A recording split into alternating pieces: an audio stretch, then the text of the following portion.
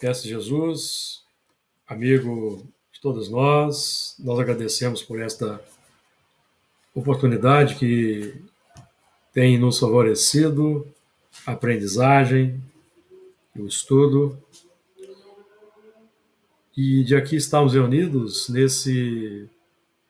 nesta sala virtual, à distância, buscando aquele entendimento em torno dos teus ensinamentos, com auxílio do Espiritismo, Consolador prometido enviado por ti.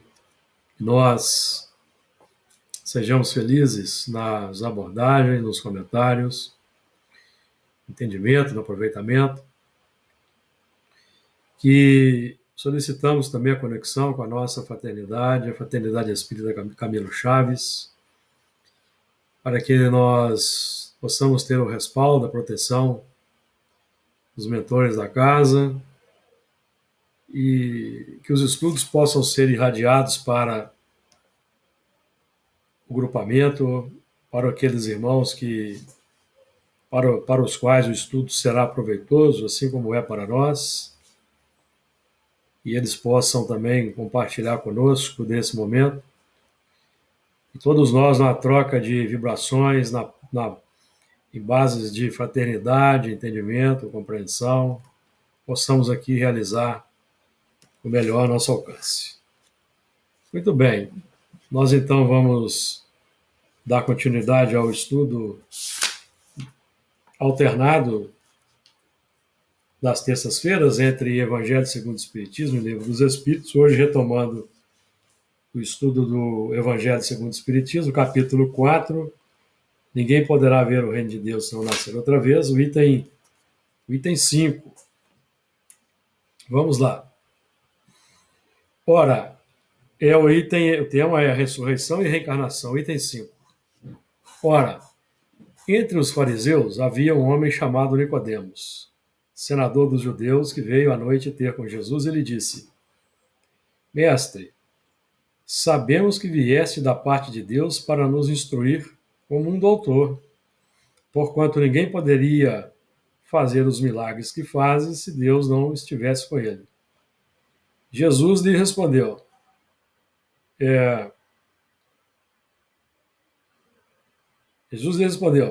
em verdade digo-te, ninguém pode ver o reino de Deus senão nascer outra vez. Disse-lhe Nicodemos: como pode... Deixa eu fazer um teste aqui, só um minutinho. Disse-lhe Nicodemos: como pode nascer um homem já velho? Pode tornar a entrar no ventre de sua mãe para nascer segunda vez? Retorquiu-lhe Jesus: em verdade digo-te, se um homem não renasce da água e do Espírito, não pode entrar no reino de Deus. O que é nascido da carne é carne, e o que é nascido do Espírito é Espírito. Não te admires de que eu te haja dito ser preciso que nasças de novo. O Espírito sopra onde quer e ouves a sua voz, mas não sabes de onde vem ele, nem para onde vai. O mesmo se dá com todo homem que é nascido do Espírito. Respondeu-lhe Nicodemos: como pode isso fazer-se?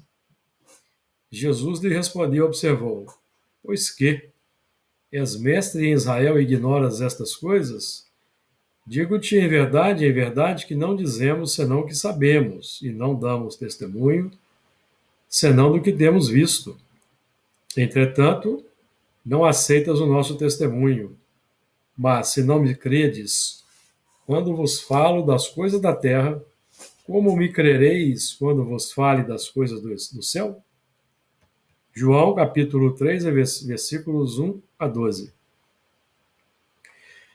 A ideia de que João Batista era Elias e de que os profetas podiam reviver na terra se nos depara em muitas passagens dos evangelhos, notadamente nas acima reproduzidas, números 1, 2 e 3.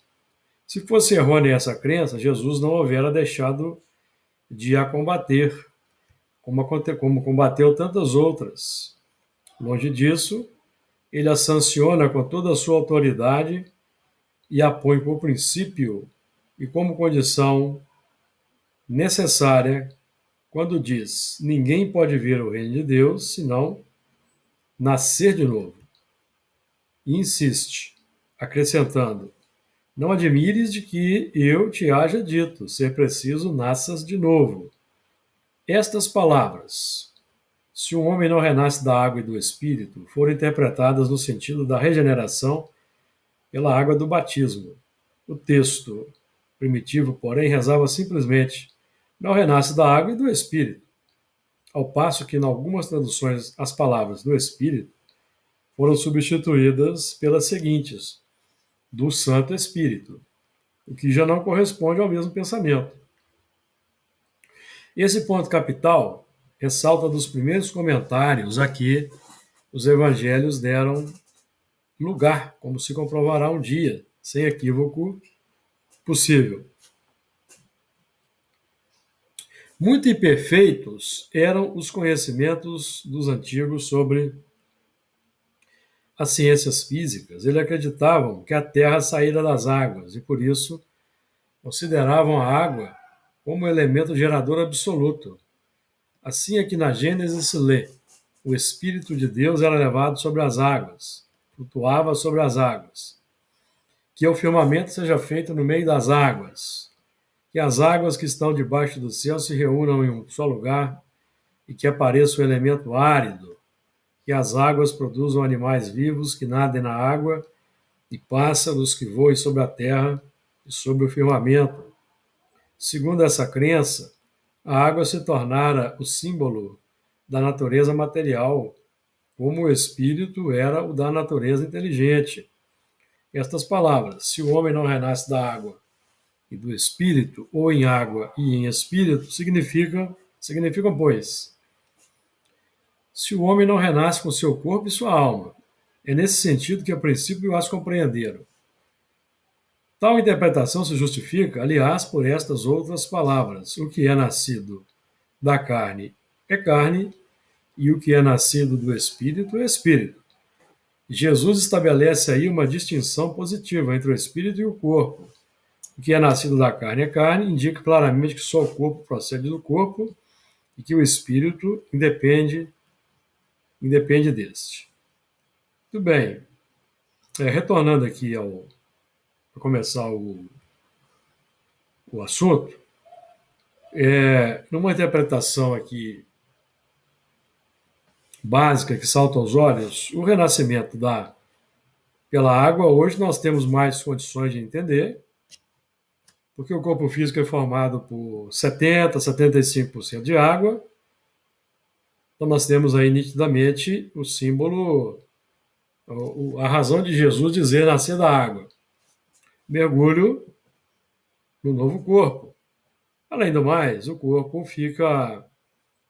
ele é embalado no útero materno, envolto pelo líquido amniótico, a água, novamente. E o renascimento do espírito é proporcionado pelo esquecimento do passado.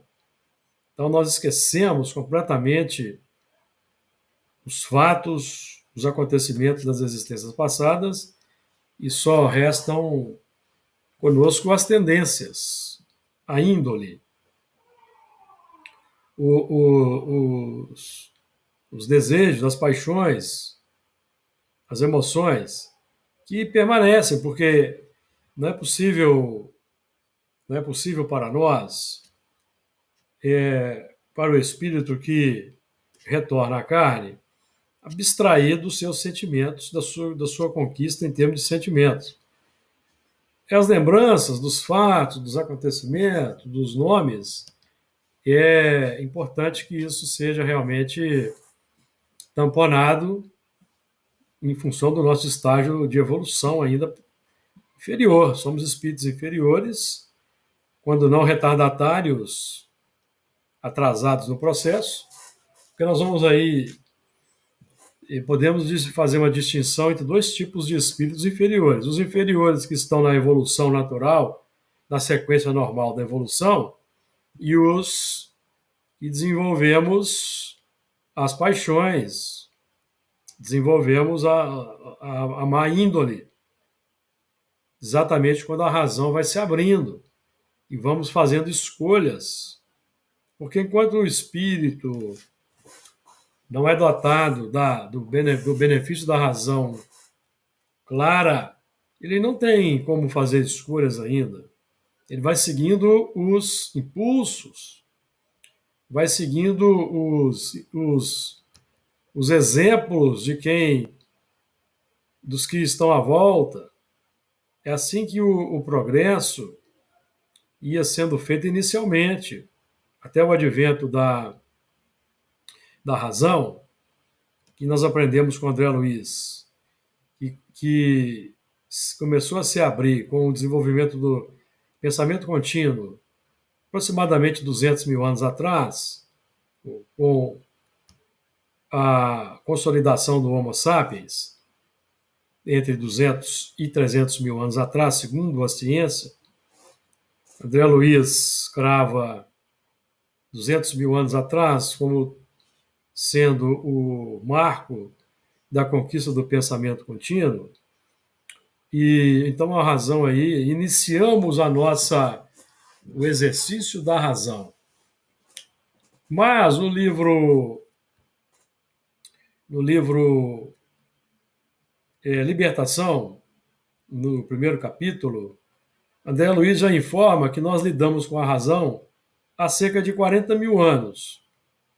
Por que 40 mil anos? 40 mil anos é o tempo em que aqueles que estudam o Espiritismo mais a fundo definem como tendo recebido aqui na Terra os exilados do mundo em transição, que a nossa tradição mediúnica aí assinala como tendo vindo de Capela, mas hoje a ciência nos demonstra e comprova que a estrela Capela, que na verdade são 4 estrelas entrelaçadas, não tem planetas, não tem mundos.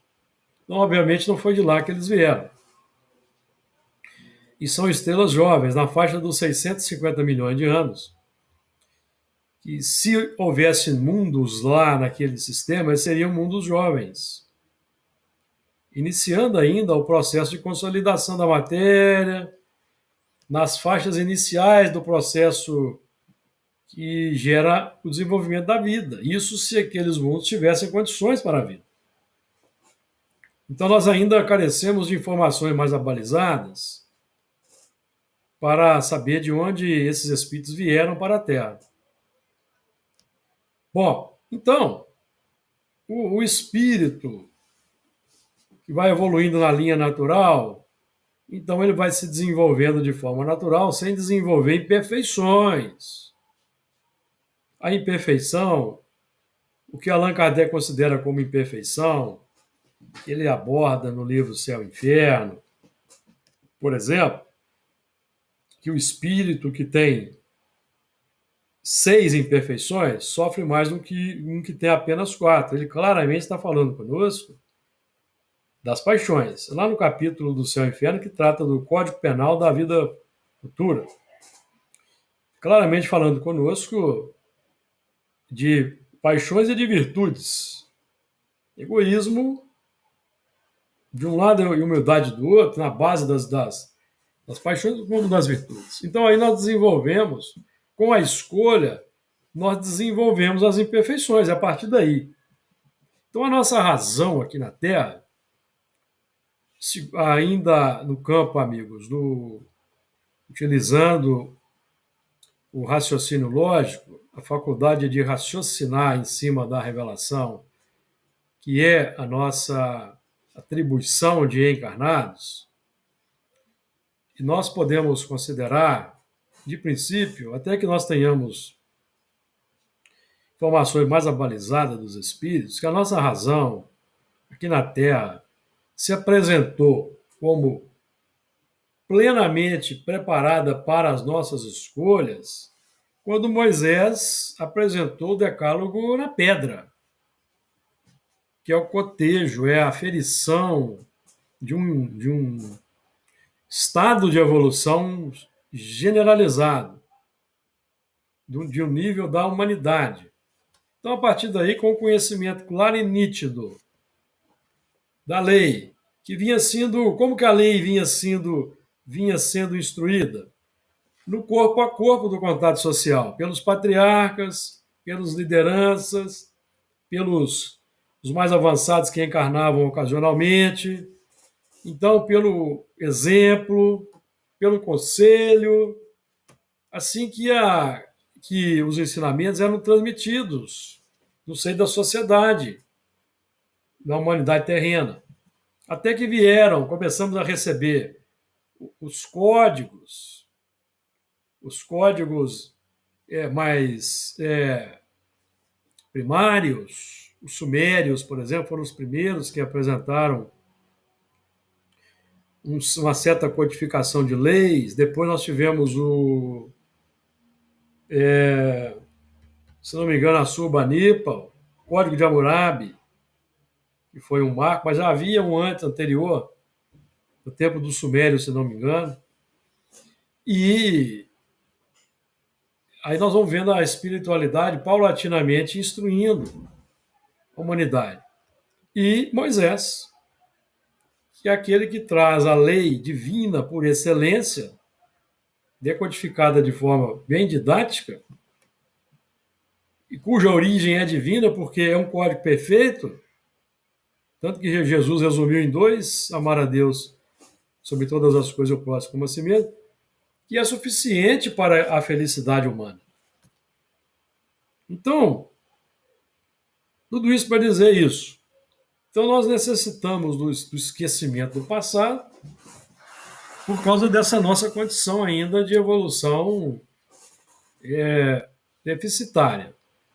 Por termos cometido muitos desmandos, abusado do livre-arbítrio, e a maioria de nós não tem condições de conviver, por exemplo, no seio de uma mesma família, e mesmo dentro de uma casa espírita, com a visão plena do que uns e outros aqui nós fizemos no passado. Nós temos tido exemplo na nossa reunião de segunda-feira, que os espíritos têm permitido a nós fazermos levantamentos do passado, que iniciou-se de forma espontânea. Hoje nós temos aproveitado a mediunidade segura para fazermos aprofundamentos, quando é pertinente. Então, observando e constatando, com provas aí extraordinárias e insofismáveis, o que andamos fazendo, a convivência de todos nós num grupo, seja em família, seja no grupo mediúnico, seria muito difícil. Imaginemos aí, não é? Olhamos um para os outros e vemos que no passado um passou espada no outro ou fez coisa muito pior. Então não é possível, porque o nosso passado é assim. O nosso passado era assim até, pelo menos ali, os anos 1800. Para ficar só nisso, porque nós tivemos não é? Porque nós aqui consideramos que nós que estamos hoje estudando Espiritismo, um bom número de nós aí já é espírita de segunda oportunidade. Então vamos dizer assim, que nós aí viramos a chave, eu vou colocar assim como um ponto de virada, da chave, vamos dizer que foi no século XVIII, século XIX. No meu caso particular, vocês já estão sabendo que foi no século XIX, da escravização que houve no Brasil. Então é recente, é muito pouco tempo. Embora todos nós, ao longo do tempo, viemos estudando o Evangelho, o cristianismo, porque estivemos no seio da igreja, estivemos na Inquisição. Então todos nós temos o conhecimento do Evangelho, mas nós não praticávamos o Evangelho como Jesus exemplificou. Então, hoje nós estamos estudando em Espiritismo e já vendo esse véu de que trata aqui o esquecimento sendo levantado. Sendo levantado. Bom, isso que eu queria dizer inicialmente. Então, abro a palavra para os amigos, para aí trazerem aí a contribuição de vocês aí, com base em outros pontos aí que o texto proporciona, tá? Eu estou abrindo aqui o comentário, não é necessariamente para vocês irem na mesma tônica, aqui é um trabalho conjunto. Alguém gostaria de já participar? Só abrir o som e, e falar. Enquanto os amigos não se apresentam, vou continuando aqui. Então, essa ideia, aqui a Kardec trata da ideia de João Batista Elias, nós temos conhecimento, acho que Moisés ensinava a reencarnação, no Decálogo, já falamos, o Jeremias também tem pontos sobre a, a reencarnação, já falamos também de Hebreus de Paulo, embora Paulo seja mais sutil, mas ele fala claramente da necessidade do mergulho no corpo físico. E então os hebreus, eles tinham esse conhecimento, mas esse conhecimento não era sistematizado, eles não sabiam como. Por isso que Nicodemos, que era um doutor da lei, pergunta: como pode um homem já velho entrar? Pode um homem já velho entrar no ventre de sua mãe? E ele não tinha ainda aquele conhecimento, o conhecimento claro e nítido que Moisés, por exemplo, tinha na sua época. Moisés bebeu, foi instruído pelos egípcios. Atos dos Apóstolos 7:22, Lucas nos instrui que Moisés foi instruído e educado na ciência dos egípcios, e era poderoso em suas palavras. É mais ou menos isso que está dito lá em Atos 7, 7:22. Eu vou buscar rapidamente aqui no. Enquanto você busca, eu posso falar? Pode, à vontade. Já que você está falando dessa parte do Evangelho, eu estava aqui pensando, que eu li no livro dos Imperecíveis, do seu Honório, de que ele raciocinando em cima da visita de Nicodemos a Jesus, que ele vai à noite, quer dizer, que ele está em treva, né? Apesar de ele ser doutor da lei, Sim, ele não tinha a profundidade da lei, que é o que nós estamos sim, procurando hoje, né? Hoje a gente procura profundidade. Ele tinha só a visão externa da lei, né? E interessante também perceber que ele vai em treva, ou seja, na falta de conhecimento, porque quem está na luz não vai até Jesus. Na verdade, anda lado a lado com ele, porque já tem o conhecimento, já sabe o que fazer. Né? Eu acho interessante esse texto do Evangelho. sim, É isso. É isso. sim.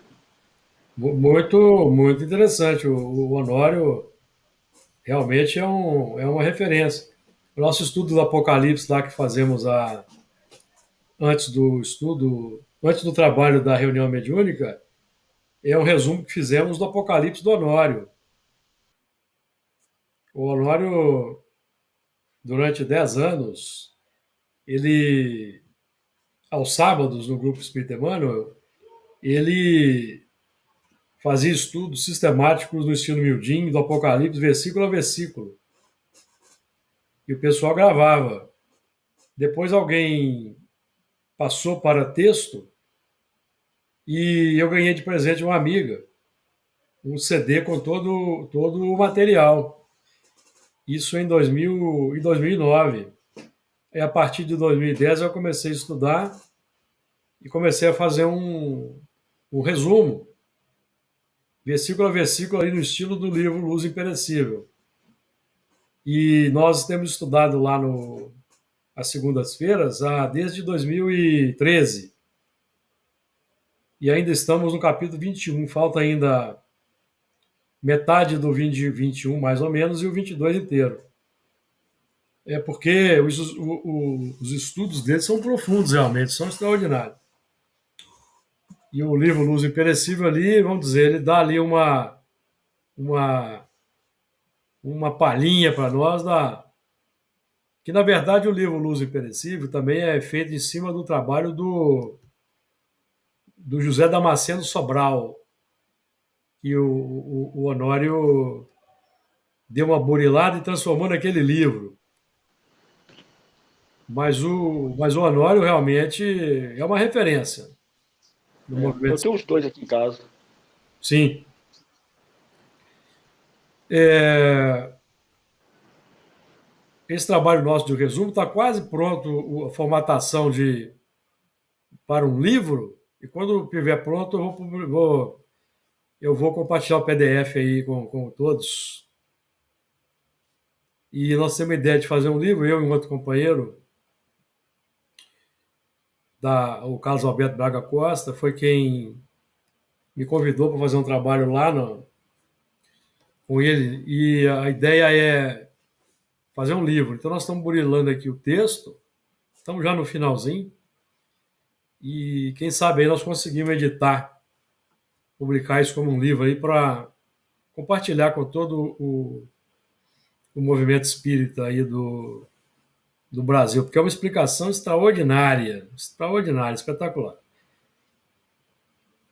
É, então, aqui, só para citar, ser fiel ao texto, Atos dos Apóstolos 7:22. Assim Moisés foi instruído em toda a sabedoria dos egípcios e era poderoso em palavras e obras. Então, toda a sabedoria dos egípcios era o conhecimento que os iniciados transmitiam ali nos templos, de forma secreta. Moisés, como tendo sido, ele foi criado junto com o Ramsés II, como um irmão adotivo, ele então teve acesso a essa instrução. Foi aquele espírito destacado por Jesus para divulgar o que os egípcios mantinham em segredo, divulgar a lei de Deus, a imortalidade, a reencarnação. E hoje nós estamos estudando de forma mais ampliada o assunto. Mais algum comentário aí, amigos? Eu queria só Pode falar, Luiz. lembrar que esse texto de Nicodemos, na carta de Paulo, primeira carta de Paulo aos Coríntios, na número 15, a carta número 15, capítulo 15, quero dizer, ele traz algumas referências que têm a ver com essas passagens. Por exemplo, quando ele fala aqui, quando Jesus fala, né, o que é nascido da carne é carne, e o que é nascido do Espírito é Espírito. Lá no versículo 44 dessa carta, capítulo 15 da primeira carta, ele fala assim: é semeado o corpo animal e ressuscitado o corpo espiritual. Sim. Se existe um corpo terreno, né, também existe um corpo espiritual. E, peraí que eu estou com um probleminha aqui com a carta. E quando Jesus fala, em verdade digo, ninguém pode ver o reino de Deus se não nascer de novo. Paulo também, nessa mesma carta, ele vai falar o seguinte, afirmo no versículo 50, é o versículo 50. Afirmo isso, irmãos, carne e sangue não podem herdar o reino de Deus. Então tem tudo a ver Sim. com Nós essa fala citamos, nós de... citamos esse versículo no início do nosso trabalho aqui, está até anotado aqui, que ele refuta a ressurreição. Né? Isso. Aí eu acho que essa primeira carta, o capítulo número 15, ele vem falando tudo sobre isso, né? Sobre Sim, encarnação, sobre ressurreição, principalmente reencarnação, né? E sim. Se a gente pegar também a questão 222, né, do Livro dos Espíritos, lá Kardec vai traçar uma longa fala, falando também dessas divergências, né, entre ressurreição e encarnação, né? Aí traz ali um histórico, né, do termo, da antiguidade, né, da presença dela em outras culturas, como entre os indianos, entre os egípcios, né? Sim, porque E é uma lei universal que sempre foi, por ser uma lei universal, natural, todos os povos têm a intuição inata, o conhecimento uhum, inato, e o espírito que desencarna e depois encarna, ele traz também os mais avançados vão trazendo essa noção. E hoje nós temos uhum, aí o benefício de comprovarmos na nosso trabalho mediúnico tudo isso que sim, nós vamos aprendendo. No, que os espíritos têm nos auxiliado nesse sentido, com esse propósito, quando eles permitem, e nós ali vamos recebendo, vamos dialogando com companheiros que vêm do passado e trazem as informações, nós comprovamos na história,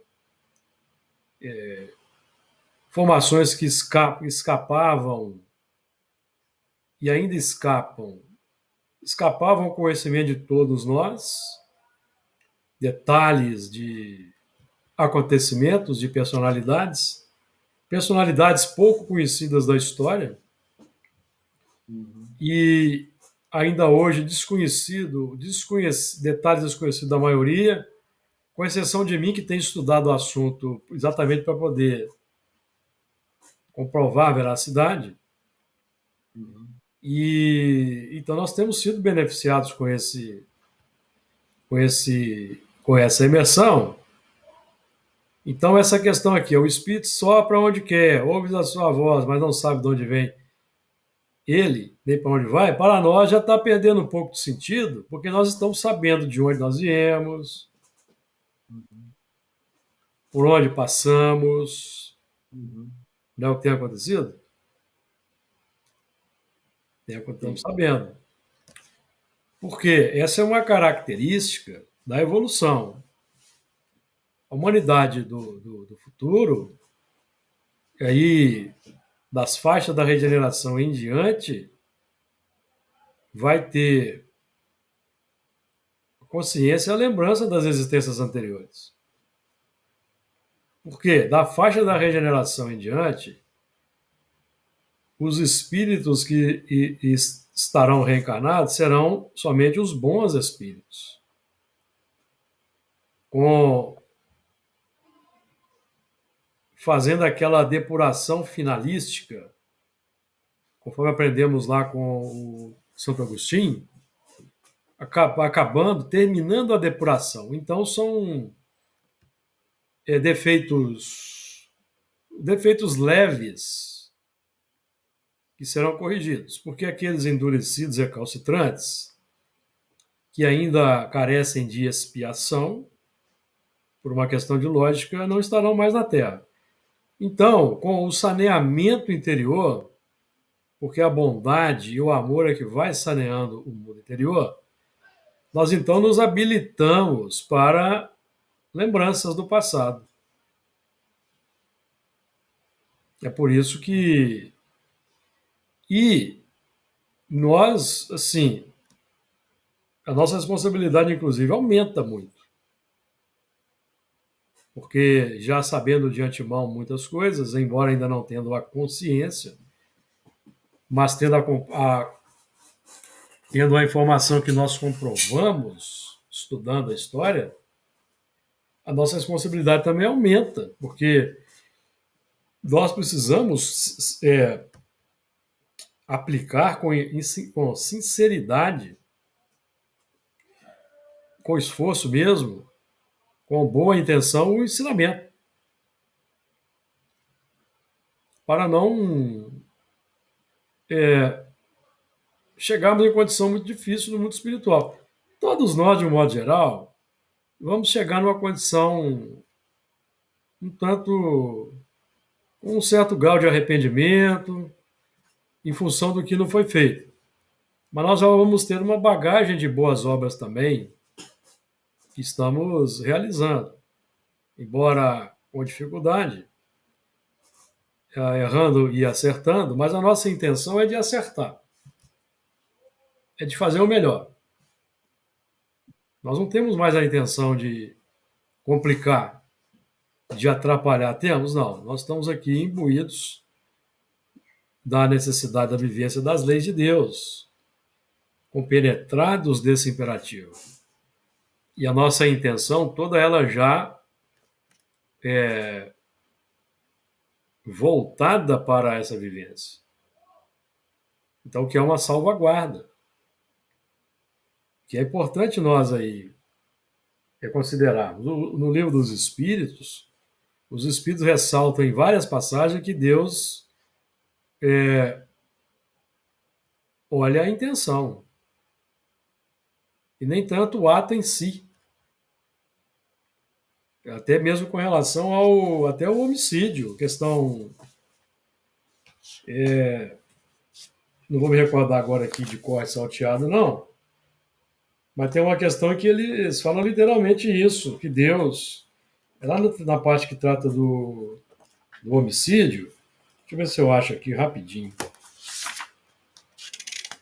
Assassinato. Eles vão falar lá que Deus olha mais a intenção do que o ato.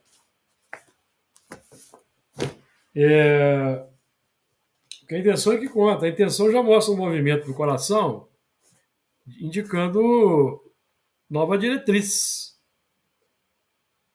E às vezes o ato é fruto de quê? De um arrobo da paixão, do reflexo automático, sem intenção. Então isso é que é levado em conta. Tá certo? Pois nós podemos voltar lá na parte que fala do assassinato. Algum comentário, amigo? Alguém quer trazer algum? Ô, Júlio, mas com consequências, né? Mas com consequência na pauta da consciência, amigo. Sim, Você, sim, por sim, exemplo, entendi. você é motorista profissional. Você atropela uma pessoa, você está no trânsito aí, você está sujeito a atropelar uma pessoa. Claro, entendi. A pessoa entra na sua frente de carro, atropela e ela desencarna. Você é culpado? Não. Você teve intenção? Você não teve intenção. Mas no caso de um crime que você, vamos dizer assim, você passa por uma situação que você não quer fazer aquilo, você não tem intenção de cometer, de atirar, mas por um momento você acaba fazendo isso. Igual um pai defendendo um filho ou qualquer coisa deixando. Cai na mesma situação? Sim. Tá. Você está no movimento de autodefesa, autopreservação, autodefesa. Você está protegendo o fraco contra o forte. Tá, não, tudo bem. Entendeu?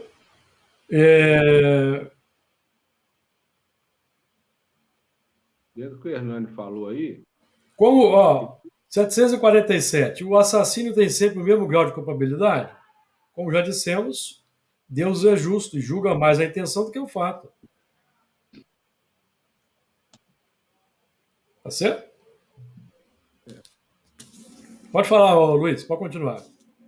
Eu ia falar isso, porque o Hernani ele já começou falando assim, não havia intenção do crime, né? Sim. Mas, de qualquer maneira, da mesma forma que a lei humana ela vai interpretar isso como porque houve uma perda de uma vida, né? Então, há responsabilidade no ato. Sim. Tem o homicídio culposo e o homicídio doloso. Por exemplo, no caso de atropelamento, tem homicídio culposo. É verdade. A pessoa não é penalizada. Se ela recebe uma pena ali, assim, é uma pena convertida em assistência social. Tá certo? Eu acho que radicalmente, se a gente fosse pensar de uma forma radical, lógico a situação que você trouxe aí, um filho está sendo assaltado e você vai entrar naquela demanda corporal e acaba matando alguém, né? Porque se a gente fosse, não somos ainda, mas se fôssemos radical no não matarás, não matarás, né? Então, assim, se fôssemos capazes, né, de lembrar de que todo envolvimento com o outro vai acontecer o que a lei permitir, o que Deus permitir. Então, a gente pode ver uma cena complicada, um cara dando um tiro no outro e o outro não morre, né? Se fôssemos capazes de não intervir, a gente acaba intervindo e tentando, de alguma forma, estou tentando explicar, não sei se vai ficar confuso, tentando, de alguma forma, defender a nossa vida, a gente acaba matando alguém, né? Sim, Os espíritos sempre nos lembrar, assim, da gente sempre esperar até o último segundo, né? Porque a gente nunca sabe o que sim, seria mas da... isso aí só vai acontecer com quem porta a arma de fogo. Quem não porta a arma de fogo, Sim, que é o nosso caso, por exemplo, eu não tenho arma de fogo. Então nós nunca vamos chegar a esse ponto. é, Agora, quem tem arma de fogo, que ainda tem uma certa insegurança, daí, repito, Deus olha a intenção. sim. Né? Jesus, por exemplo, no tempo em que ele viveu na Terra, que era permitido as pessoas andarem armadas, Jesus não andava armado. Jesus não andava armado. Ainda mandou Pedro Chegou no guardar a sentido vida. que eu estava querendo. Vocês chegaram no Isso. sentido que eu estava querendo. Jesus Porque não se andava você armado, adquire. certo? É porque é o contrassenso para o espírita esclarecido como nós, temos arma de fogo, é o contrassenso. Nós não somos autoridade da lei, então é um contrassenso para nós. A nossa arma é a não violência. Você pode usar a força corporal para imobilizar, isso pode, lógico. Não é? Se você tem condição de uma autodefesa, de imobilizar aquela pessoa até alguém chamar a polícia, eu acho mais o mais adequado. Mas se não é possível, é tentar ali, com a calma, com a serenidade, com a prece, invocar o auxílio, evocar ali a presença dos espíritos para ajudar. E o que acontecer vai estar na pauta da lei. Pauta da lei natural. Bom, mas aqui é uma questão de foro íntimo, tá? Nós aqui. Uhum. Essa é uma questão de foro íntimo, causa confusão aí até no próprio movimento espírita, em função de um culto às armas que ainda existe. E só para a gente falar um pouco disso, Emmanuel, na sua obra, vai dizer, num de seus textos, que eu não me recordo qual, que a civilização armada tem que desaparecer. E que no futuro, ele diz lá o seguinte: os canhões serão transformados em arado. Então ele está falando claramente do quê? Da civilização desarmada que vai vigorar. Até quando isso vai perdurar na Terra, ainda vai demorar um pouco.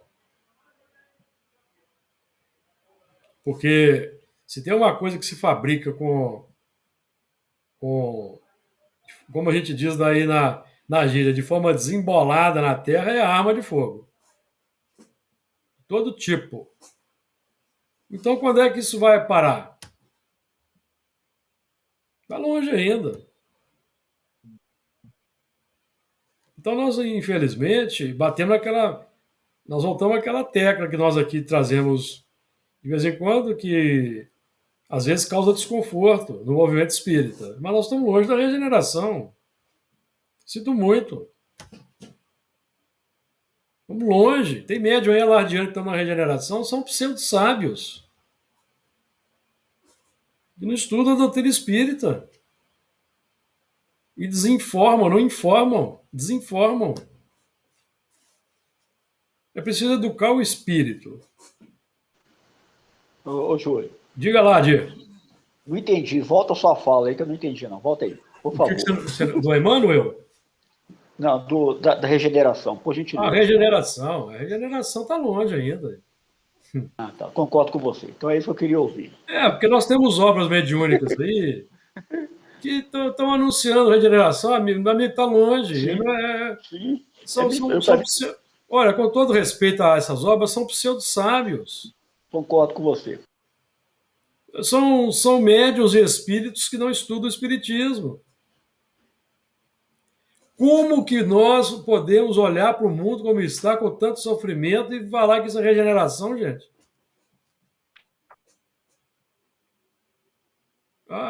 Falta até de empatia para com o sofrimento em larga escala que tem na Terra ainda. O Brasil, então, é um país campeão aí na violência, nos preconceitos, no armamento. Como que nós vamos dizer que aqui, vamos falar com todas as letras que aqui é a pátria do Evangelho? Ainda é um projeto, mas ainda não é a pátria do Evangelho. Por exemplo, só para ficar num ponto aqui, a questão 930, a resposta dos espíritos. Numa sociedade organizada segundo a lei do Cristo, ninguém deve morrer de fome. Uma sociedade organizada segundo a lei do Cristo seria a pátria do Evangelho caracterizada? Ou não? Sim ou não? Usando o sistema de Allan Kardec. É ou não é? De duas, uma. Ou é ou não é. Não é assim que Kardec falava? De duas, uma. Ou é ou não é. A nossa sociedade é organizada segundo a lei do Cristo? Não é. Não. Então não é pátria do Evangelho, é um projeto. Como nós somos projeto. Como nós somos um projeto. A pátria do Evangelho é um estado de espírito. Então, quando na Terra, por isso que os espíritos vão dizer aqui na Gênese, lá no capítulo 18, item 26, que para que a Terra seja um mundo feliz, é preciso que ela seja habitada somente por bons espíritos, encarnados e desencarnados. Então aí nós vamos ter a pátria do Evangelho, que a bondade vai estar no coração dos encarnados. Aí não vai ser só o Brasil, aí o mundo todo.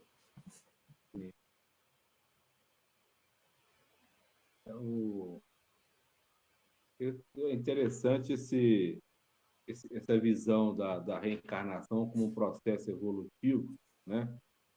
E como um processo em que nós ainda estamos envolvidos com nossa inferioridade, que é um processo de depuração, que a gente vai chegar a um ponto que a gente não vai precisar mais reencarnar, né? O que a gente aprende na doutrina espírita. Sim, né? sim. Então, o Gabriel Delano ele tem um livro que chama A Reencarnação. Só duas curiosidades. Como é que essa ideia ela está presente bem há tempos? Ele traz aqui só rapidão. Ele Pode fala, falar, não, Platão, pode falar à vontade aí. Ó. não, o Platão ele fala o seguinte. Ele fala desse processo evolutivo e ele afirma que a alma vai se, ele fala assim, o termo que ele usa, vai se desembaraçando de suas imperfeições até que chega um ponto que ela não vem mais à Terra. Entendeu? Essa parte. E depois ele vem citar os druidas, porque os druidas, o César, ele fala assim sobre os druidas. É um povo que tem uma crença que eles procuram sempre estabelecer, que é de que as almas não morrem, não perecem, e que depois da morte passam de um corpo para outro. E eles ensinavam, falavam de 3 ciclos. Um ciclo era, eu vou falar da minha pronúncia, Seugan, só pertence a Deus. O Ginfid, que é a morada da felicidade. que é o que nós estamos almejando. E o ABRED, onde nós estamos, que chama O Ciclo das Viagens. Ou seja, nós estamos sempre viajando, né? Indo para lá, voltando, até que uma hora a gente chega num processo que para, né? Então, assim, é interessante como que essa ideia, é como Kardec fala, né? Que não foi o Espiritismo que criou, que inventou, tirou do nada, né? A reencarnação, não foi, né? É um processo que vem sendo trabalhado pela humanidade, né? De uma maneira meio obscura, e que eu acho que, assim, que a doutrina espírita veio clarear, né? Veio clarear, e a gente, vamos dizer, entre aspas, né? Entre aspas, um privilégio de participar da reunião mediúnica, onde nós temos conhecimento total, né? De ver ali a continuidade da vida, né? E acreditar nela, né? Essas coisas que nos são trazidas, né? Por exemplo, ele cita o Gabriel Delano, ele cita o Leon Denis, e o Leon Denis, ele fala que ele acreditava, porque o Leon Denis, ele recebeu uma série de informações, igual você recebeu, Júlio, de vidas anteriores dele, que ele tinha feito em outras vidas. E ele só deu crédito a essas informações porque elas vieram de médiuns diferentes, e cada um foi dando pormenores da situação dele, e esses médiuns não se conheciam, sabe? Então, a partir desses elementos, ele foi dando crédito a essas informações de vidas passadas, né? Acredito, dando assim, uma veracidade muito grande sobre reencarnação, né? Sim. É mais ou menos o que nós fazemos lá. Porque embora as médiums se conheciam, as duas aí que foram as que trouxeram para nós as revelações, mas o que uma me falava, eu não contava para a outra e vice-versa. Aí a coisa emergiu na reunião espontaneamente. Pois é. E você conhece uma das médias, você convive com ela, você sabe muito bem que ela não estuda esse assunto. De maneira alguma. Nem tem tempo. Nem tem tempo. Ninguém, né? Ninguém. E eu só vou fazer aqui como eu vou ter que usar o termo, eu só vou te corrigir aí na pronúncia. Porque Allan Kardec foi um druida. A pronúncia correta é druida. Porque o druida teria um acento no i aí, não tem, tá? Não quer ser pedante, não, mas como eu vou pronunciar, eu tenho que pronunciar correto. Se você colocar no Google aí na tradução do português, por exemplo, colocar lá a pronúncia do. Então é druida. Allan Kardec é o nome que ele teve quando druida, no tempo de Júlio César.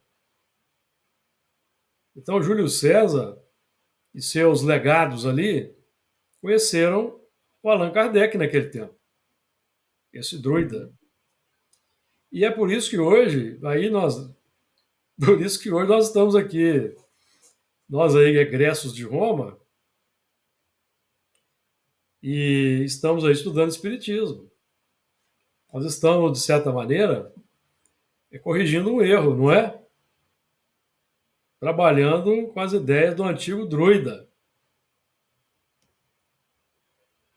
Amigos, o negócio não é fácil, não. O negócio não é fácil, não. Chamava-se Allan Kardec naquele tempo.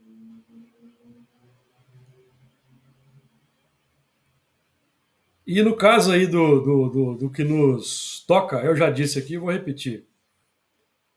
Tem detalhes dessas informações que você não acha fácil, nem na Wikipédia. Você tem que comprar uma literatura específica e ler.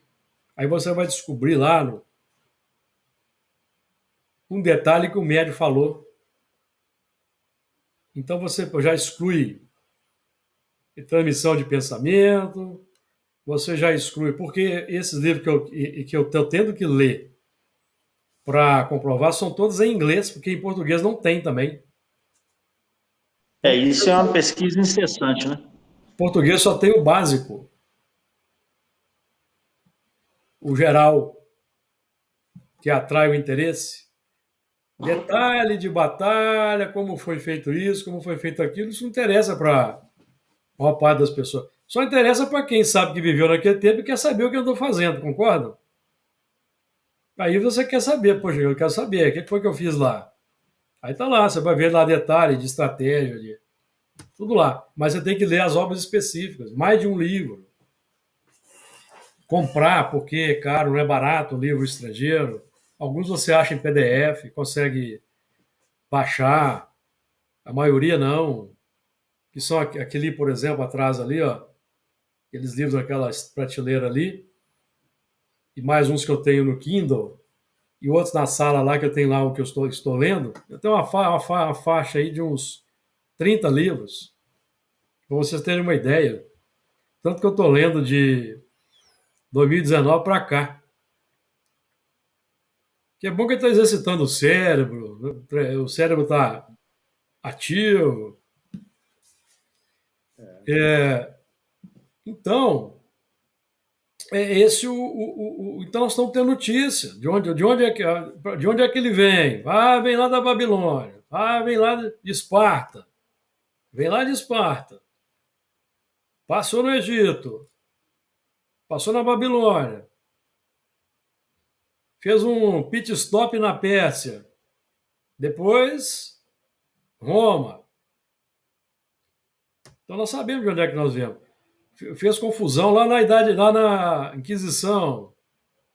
Viu, Adi? Tem uma turma aqui do nosso grupo aqui que andou dando uma ajudinha lá pro Gregório IX na Inquisição. Ah, Lá. Ué. Então nós estamos todos juntos, porque vou confessar uma coisa para vocês. Eu tenho uma antipatia de padre que vocês nem imaginam. Antipatia de padre e de igreja. Tô confessando mesmo, é verdade. Eu não posso ver um padre, uma freira, uma igreja que eu tenho antipatia danada. Então eu acho que eu tive nesse meio também. Sim, eu hoje também não gosto, não. Eu sou, assim, nós somos espíritas, somos anti-igreja, não é isso?